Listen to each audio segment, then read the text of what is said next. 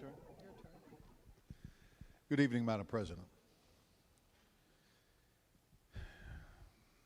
We've heard quite a bit around this circle, mostly related to passion, caring, expertise, and commitment to our great state.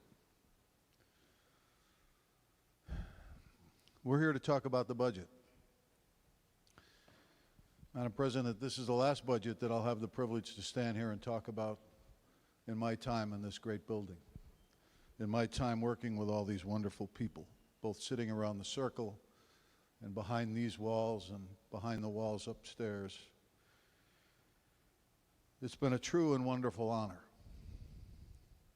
And I had the opportunity to work across the aisle in 2017 as co-chair with my great friend Senator Austin here in the Senate, work with Senator Fonfara and all the people that really worked on that budget. And we were just talking about that budget. That was a hard budget. There was a lot of structural change we had to break through. But we did it. And we did it, Madam President, because we were kind of forced to work together.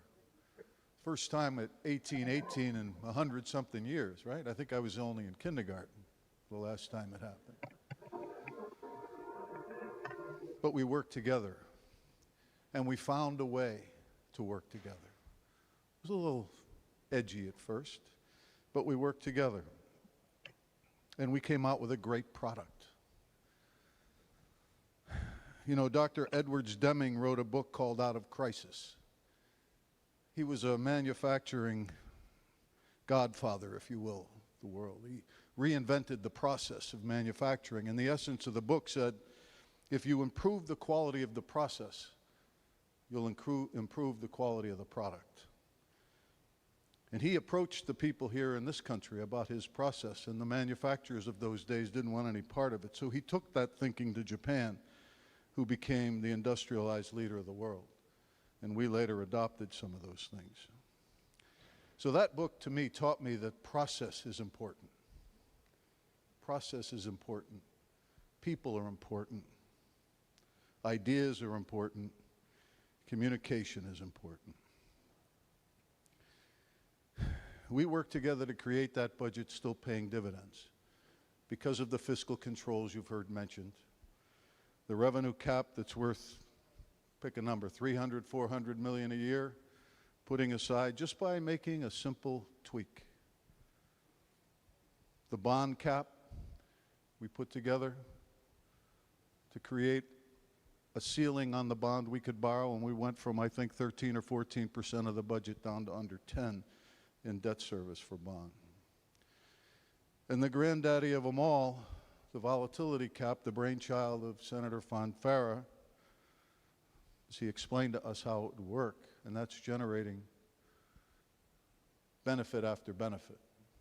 And here we are, reaping the rewards of that. And then on top of that, the pandemic hits. And the pandemic was horrible for a lot of people. A lot of people suffered. A lot of businesses suffered. But at the end of the day, the end of that rainbow, there's this pile of cash that we're sitting around talking about. How did we get it? What are we going to do with it? We have to repair and fix people's lives in the state of Connecticut. And that was the intent that that money came to us for. And so how are we going to use it? Towns are struggling with those decisions, the money they got. Businesses are struggling with those decisions from some of the money they got. And certainly here we are struggling with some decisions because of the money we got. And there's differences of opinion around this circle on what should have happened. Senator Austin is a wonderful budget analyst. She works very hard. She put a lot into this. And I remember sitting in that room going through the line items of that budget in 2017 for a few days. So I know what it takes. I did that with her. And I know what it takes to go through this budget. It's a lot of work. But I say all that, Madam President, as a build-up to the process. And I think that's where this budget failed. Because imagine if we were 1818 again and we had all these resources to talk about. Or imagine if we were 20 to 16 or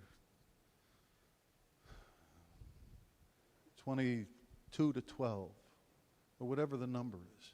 But we still got our minds together to do what's best for the people here in this state by talking about and sharing about our ideas about this budget.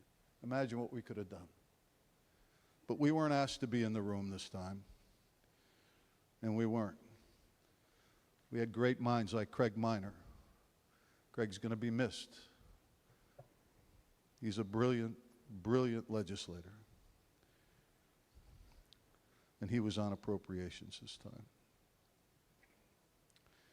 So I'm disappointed in that part of the process. I think we could have been so much better. The budget shows tax relief. Senator Kelly very eloquently talked about our tax relief package that we've been introducing for the last month and a half. How can we give relief to the middle class? How can we give relief to everybody in the state of Connecticut? What's the best way to do that? We have our ideas, we put them forward. We think that there's more money that we can give back because of the over-collection of the sales tax based on the inflationary pressures that have put on the people of the state of Connecticut. Rising the ability to generate tax revenue which comes to us. This budget talks about tax relief. If we had sat together and talked together, we could have had all of this. And it probably would have been a unanimous budget. So as I stand here today,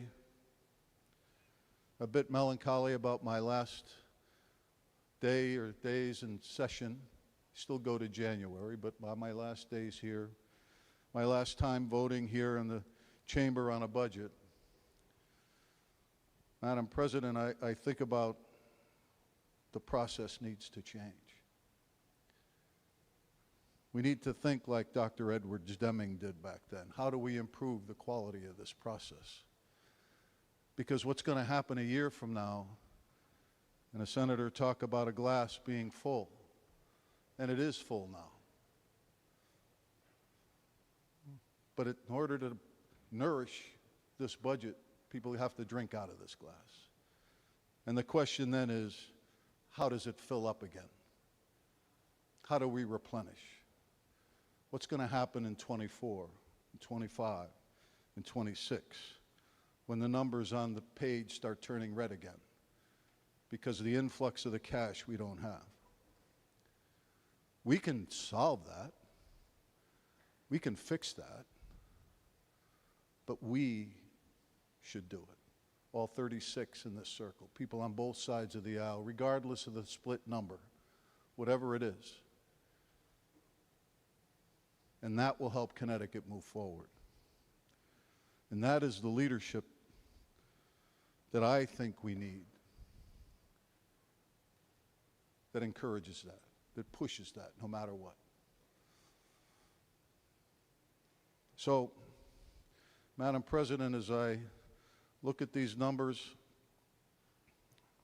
and I look at some of the benefits and I look at some of the things that I don't like, and I stand here and think this will be the last button that I push on the state budget for the state of Connecticut, I can't think of how lucky I've been to be able to stand here and do that, to be able to be a part of it, to be able to work with great people who became great friends.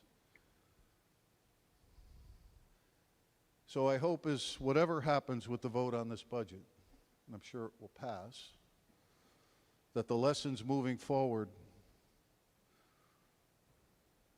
as the budget gets implemented, that we work together, that this body continues to grow together and share and listen to the ideas that each of us have, in each of the voices that we'll have after us, because we are only here as a moment in time.